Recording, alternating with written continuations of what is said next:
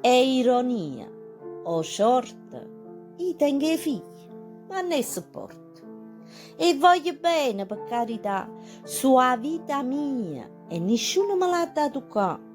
Ma per scrupoli e verità, verica pure che non si possono sopportare. E tu che veleno quando cominciano a camminare fino a vecchiaia. Un avvocato, nata crura, tu ci stai in mezzo e non può dare ragione a nessuno.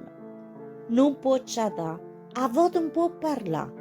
Tutto quello che dice è tutto sbagliato. Quello che hai fatto è tutto perduto. Ti fanno chiagnere a tante lacrime e non le passa manco per capo. No, non è uno sfogo, è la realtà.